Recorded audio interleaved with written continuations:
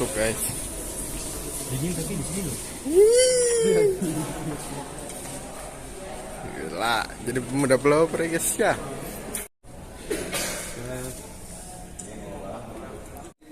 Set. Anjay, pemuda gabut.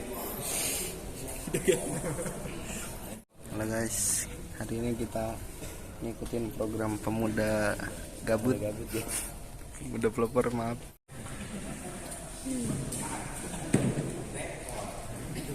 Alhamdulillahi arsala rasulan bil huda wa dinil haq liyuzhirahu 'ala kulli wa kafa billahi shahidan. Asyhadu an la ilaha illallah wa asyhadu anna Muhammadan abduhu wa rasuluhu la nabiyya ba'da.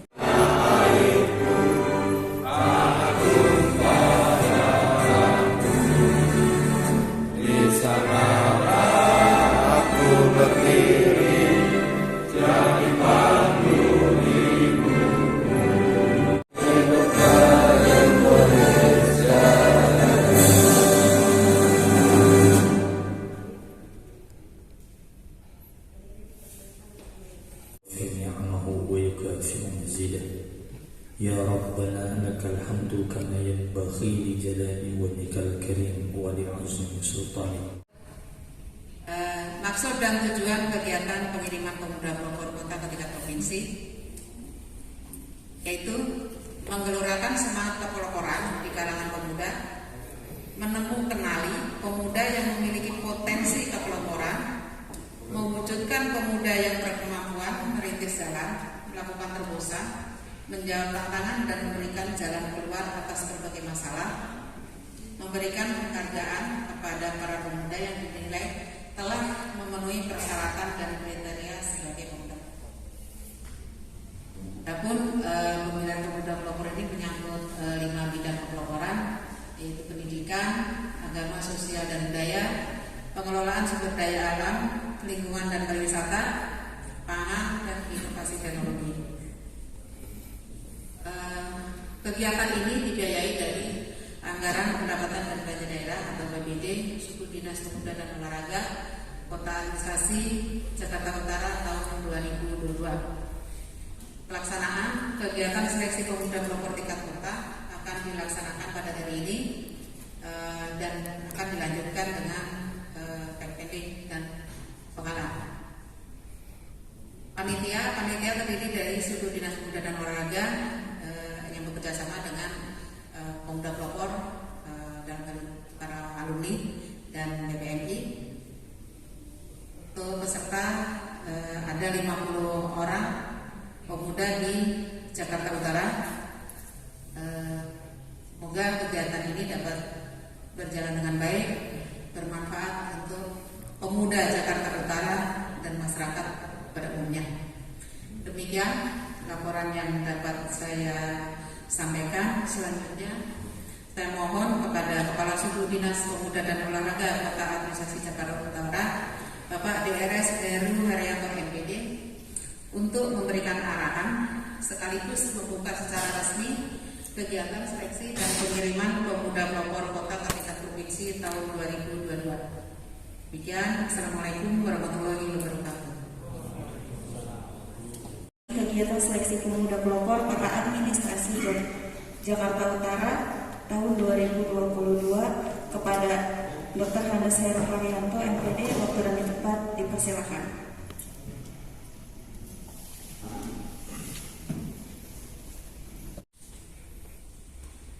Bapak Ibu, saudara yang hadir, kami masih pelaksanaan PPKM level 1, jadi dalam ruangan kita memang wajib pakai masker ya. Jadi protokol kesehatan tetap dipatuhin. Ya. Ini jangan nanti ada sidak ke dalam, ya kita kena teguran. Ya.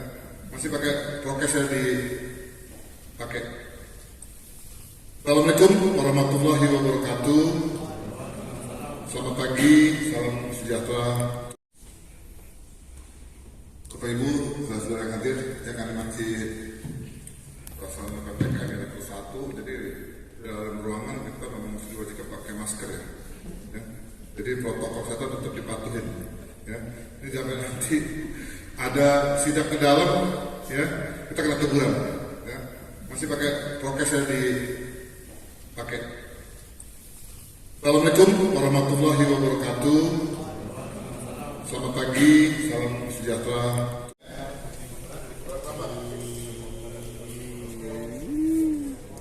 Masuk guys. Dingin tapi di sini loh. Gila, jadi pemuda pelopor ya guys ya. Ya, tapi kasih suaranya nanti aja. Korban. Oh iya. Apa namanya? Tongkrongan Pandu Pan ya. Pandu. Oh, Pan. Ya gitu. Wow. Kalau gitu, tangan itu ada yang gitu seleksinya.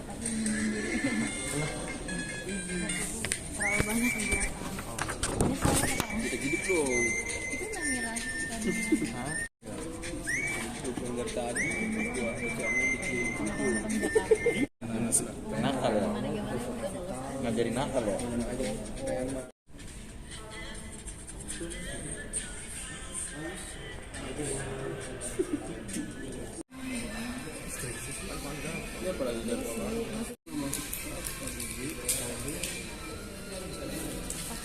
Assalamualaikum warahmatullahi wabarakatuh.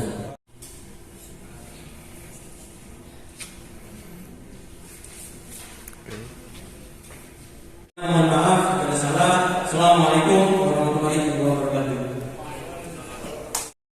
Buku ini sangat instan, cuman Tetapi kita semua baca bersama-sama. Silakan peserta 006 untuk mempresentasikan makalahnya di Warahmatullahi wabarakatuh. Selamat siang semuanya. Mungkin sekarang agak ngantuk ya. Jadi saya mau jargon dulu. Kalau saya bilang pemuda pelopor, jawab maju ya. Pemuda pelopor? Maju. Masih lemes. Pemuda pelopor? Maju. Baik, iya. Assalamualaikum warahmatullahi wabarakatuh. Om Swastiastu, Namo Buddhaya, salam kebajikan. Pertama-tama perkenalkan, saya Ines Selviani. Umur 21 tahun dan saya sebagai mahasiswa jurusan Pendidikan Bahasa dan Sastra Indonesia di Universitas Singapura Bangsa Karawang. Maksud dari kehadiran saya di sini pasti teman-teman udah tahu ya, saya ingin mempresentasikan pemuda pelopor tentang pendidikan. Yang pertama, apa sih pendidikan? Nah, perspektif tentang pendidikan ini banyak banget pendapatnya ya. Namun saya mengambil kutipan satu menurut John Dewey yang mengatakan bahwa pendidikan merupakan salah satu proses pengalaman seseorang dalam mencari ilmu pengetahuan. Maksud mencari ilmu pengetahuan itu apa? Ketika seseorang bersekolah dari jenjang SD, SMP, SMA sampai dengan perguruan tinggi, seseorang yang ingin melakukan atau ingin melaksanakan proses pendidikan itu semata-mata ingin mencari ilmu pengetahuan. Nah, ilmu pengetahuannya itu diberikan secara berstep atau secara bertahap, tidak langsung istilahnya semua ilmu pengetahuan diberikan kepada peserta didik. Selanjutnya ada tujuan pendidikan. Saya mengutip dari Undang-Undang Nomor 4 Tahun 1950 Pasal 3 yang berbunyi, tujuan pendidikan negara Indonesia adalah membentuk manusia susila yang cakap serta menjadikan warga negara yang bersikap demokratis, bertanggung jawab terhadap kesejahteraan masyarakat dan tanah air Indonesia. Dari kata membentuk manusia susila yang cakap. Susila itu apa sih? Susila itu adalah tindakan atau perilaku manusia. Nah, pendidikan ini sebagai media untuk pembentukan karakter dan moral bangsa. Ketika seseorang yang diedukasi dan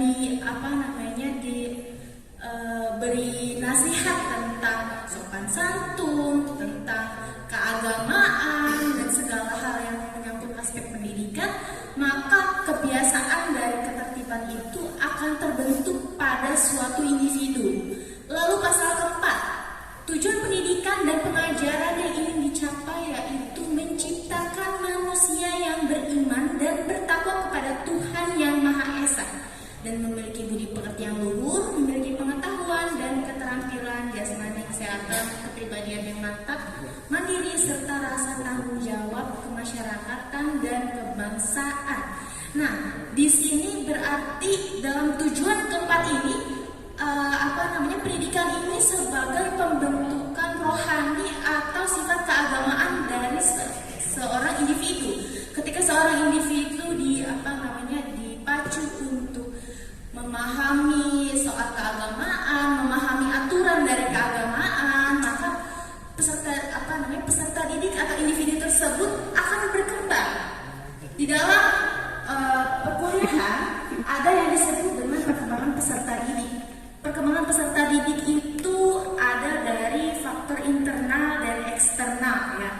Faktor internalnya itu adalah keluarga, terus kebiasaan, genetik, dan faktor eksternalnya itu bisa dari sekolah, lingkungan, dan bisa juga dari pergaulan. Nah, sekolah ini atau pendidikan ini sebagai media ataupun faktor eksternal yang mempengaruhi pembentukan kepribadian manusia dari luar keluarga. Selanjutnya ada jenis-jenis pendidikan. Yang pertama ada pendidikan formal. Pendidikan formal itu memiliki jenjang dari usia dini sampai perguruan tinggi. Yang kita tahu kalau memang pendidikan formal itu sudah terstruktur dan memang sudah diatur dalam undang-undang ya. Lalu pendidikan non formal. Nah, pendidikan non formal ini bisa seperti lembaga khusus, pondok pesantren, majelis taklim, kelompok bermain, sanggar, dan lainnya. Nah, mungkin kalau misalnya kita berpikir ya awalnya pendidikan itu hanya pendidikan secara akademis, tapi pada kenyataannya kursus ataupun les-les yang ada di luar selain akademis itu juga termasuk pendidikan, walaupun pendidikan yang tidak diatur dalam undang-undang. Selanjutnya manfaat pendidikan. Nah, di dalam manfaat pendidikan itu pasti kita pertama mikirnya, pendidikan itu cuma supaya kita paham. Tapi sebenarnya ada 3 aspek yang menurut saya yang paling bermanfaat dalam pendidikan. Yang pertama, pendidikan sebagai media untuk menambah wawasan. Nah, ketika peserta didik dipacu untuk memahami materi, pengetahuan di sekolah, memiliki wawasan yang istilahnya sesuai bidangnya, maka dia akan memiliki wawasan yang luas. Bahkan ada peserta didik yang dia ingin mempelajari wawasan yang di luar jurusannya. Nah, ketika proses kebiasaan dari edukasi masalah materi-materi yang setiap hari dikasih, maka pengetahuan dari peserta didik itu akan meluas. Lalu yang kedua, pendidikan sebagai pembentukan moral peserta didik. Ini yang ditinjau dari Undang-Undang Nomor 20 tadi tentang pembentukan moral. Nah, kebiasaan ketertiban dan sopan santun yang ada di sekolah ini menjadi faktor eksternal pembentukan kepribadian peserta didik. Coba, ketika kita berangkat sekolah, nih ada yang berangkat sekolah suka telat dong. Pasti kan kalau misalnya berangkat sekolah telat, pasti dihukum dong. Nah, dari kebiasaan diberi sanksi, lalu dipacu untuk selalu tertib, lalu selalu sopan. Nah, seseorang itu akan terbentuk kepribadiannya dari kebiasaannya sehari-hari. Lalu pendidikan sebagai investasi sumber daya manusia. Investasi itu apa sih? Nah, orang pasti kalau berpikir itu investasi itu uang, emas, perumahan. Tapi sebenarnya investasi itu tidak hanya fisik, tapi ada juga non fisik. Nah, investasi fisik itu seperti uang, emas, perumahan, dan lain-lain. Sedangkan non fisik itu bisa berupa pendidikan, lalu kesehatan, dan lain-lain. Nah, kenapa pendidikan itu sebagai investasi manusia? Nah, kenapa sih kok pendidikan menjadi investasi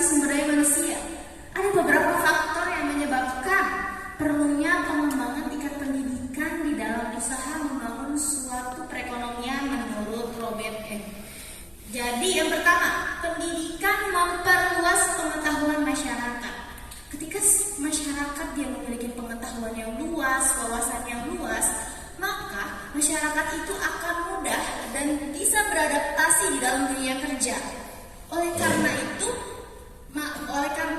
pendidikan itu penting untuk investasi sumber daya manusia.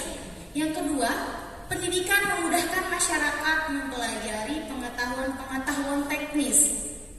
Maksudnya pengetahuan teknis ini adalah keterampilan. Ketika seseorang itu diajarkan berpresentasi, lalu diajarkan berbicara di depan umum, itu termasuk keterampilan yang dipelajari dalam pendidikan. Nah, itu akan membantu siswa atau peserta didik di dalam dunia kerja nantinya. Lalu yang ketiga, pengetahuan yang lebih baik diperoleh dari pendidikan menjadi perangsang untuk menciptakan pembaruan.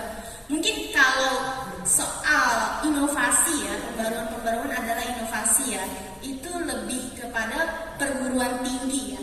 Ketika mahasiswa atau peserta didik yang dia memang sudah mempelajari, memahami, serta menerapkan ilmu pengetahuan itu secara komprehensif, maka pastinya setelah tahap penerapan itu peserta didik bisa membuat inovasi baru.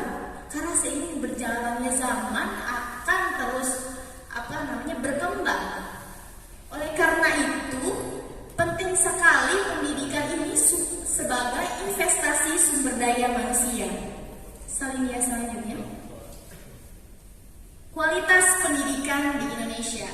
Selanjutnya. Cek. Mengutip dari sebuah artikel penelitian yang berjudul Problematika Kualitas Pendidikan di Indonesia, menyebutkan bahwa akhir-akhir ini kualitas pendidikan di Indonesia ini sangat memprihatinkan ya. Hal ini disebabkan oleh permasalahan sistem pendidikan Indonesia yang mengakibatkan rendahnya mutu pendidikan di Indonesia. Selanjutnya. Nah, ini menurut PHKOM 1968 ada beberapa masalah pokok dalam pendidikan saat ini. Yang pertama, ini masalah-masalah yang mengakibatkan kurangnya kualitas pendidikan. Yang pertama, jumlah peserta didik tidak sebanding dengan sarana prasarana pendidikan. Jumlah peserta didik di suatu wilayah memang biasanya terkadang bisa lebih banyak daripada sarana dan prasarananya itu. Oleh karena itu saat proses implementasi pendidikan itu tidak berjalan dengan baik karena sarana dan prasarananya kurang baik. Lalu langkahnya sarana dan prasarana pendidikan. Karena tadi jumlah peserta didiknya lebih banyak, lalu langkahnya sarana dan prasarana, maka proses pembelajaran itu tidak berjalan secara lancar. Lalu mahalnya biaya pendidikan. Biaya pendidikan gratis baru digratiskan di kota-kota besar. Hal ini yang membuat orang-orang yang di daerah tidak semua mendapat pendidikan, atau bisa disebut pemerataan pendidikan itu masih belum terbilang rata gitu. Nah, selanjutnya, kurangnya penerapan ilmu pendidikan di masyarakat. Nah, ini yang menjadi PR. Ketika seseorang memahami, mempelajari sebuah ilmu pengetahuan, belum tentu orang itu menerapkan dalam masyarakat. Misalnya ada orang yang paham sopan santun, paham tentang attitude, ketertiban, belum tentu orang itu bisa menertibkan atau menertibkan dirinya sendiri dalam masyarakat. Nah, itu yang membuat kualitas pendidikan di suatu negara pun kurang berkualitas. Lalu ketidakefisien sistem pendidikan.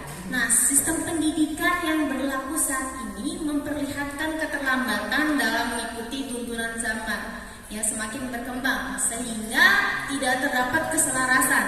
Maksudnya di sini adalah ketika pendidikan yang istilahnya di negara lain itu sudah mengalami perkembangan yang lebih pesat, namun ketika ada suatu negara yang dia mengalami keterbelakangan dalam sistem pendidikannya, maka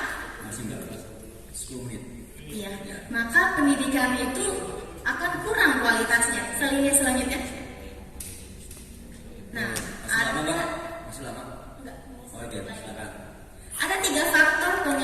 berbenahnya kualitas pendidikan yang Udah pada pules guys. Kita berguru itu semua ilmu harus kita pelajari.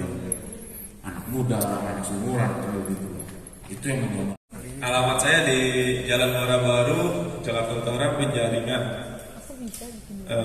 Pendidikan saya S1 dari STKIP Purnama Jakarta.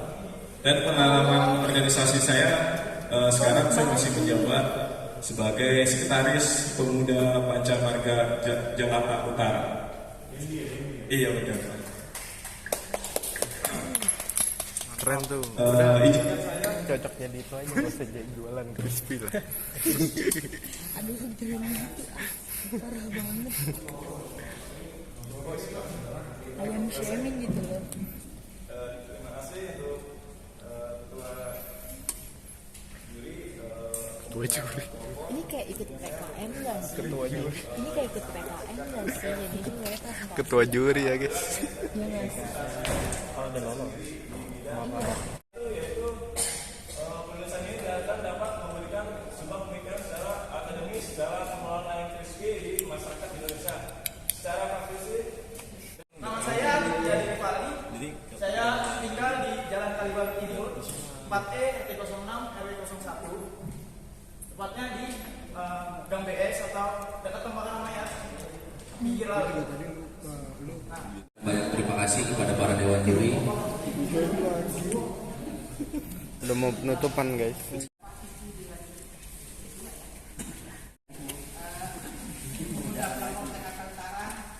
dan dari Baca, dari MPI, PPI, Pakarnas, dan semua peserta yang sudah mengikuti dari jam 8 sampai jam 9 maraton. Alhamdulillah semua dan sudah ditentukan untuk para teman yang nanti akan dibacakan oleh bela diri langsung ya, salah satu di antara itu yang akan mengatakan keputusan bela diri. Melihat waktu yang sudah semakin sore, kita juga semuanya sudah dapat sampai seperti yang tadi diinfokan, besok akan ada acara training dan nanti semoga kita masih bisa melaksanakan tersebut sampai tas sampai di dalam kondisi itu nanti kita bisa. Nantinya saya sampaikan permohonan maaf kalau kami itu tidak bisa mengikuti kegiatan kita setelah lain. Beliau menegaskan kita tuntaskan semua tugas ini. Bila dalam penyelenggaraan kegiatan ini kami dari suku dinas pendidikan remaja masih banyak kekurangan, ya kami minta dibukakan pintu maaf yang sebesar-besarnya. Saya rasa langsung ya untuk itu secara resmi kegiatan seleksi pemuda profesi kita akhiri dengan membaca Al-Fatihah. Alhamdulillah. Kegiatan ini kita tutup. Terima kasih. Assalamualaikum warahmatullahi wabarakatuh. Terhormat kepada ilmu Islam untuk memberikan penghargaan kepada para pemenang dari Firdaus. Boleh Bu?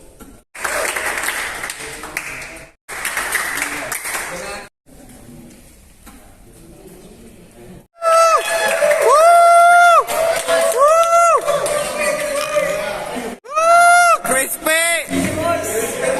Crispy.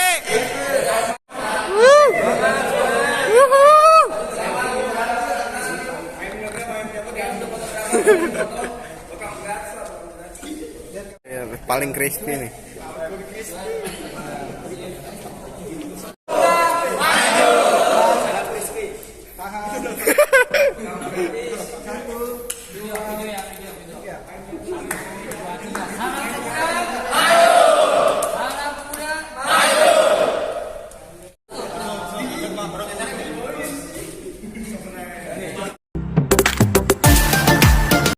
Pulang ya guys ya. Kita pulang. Pulang guys.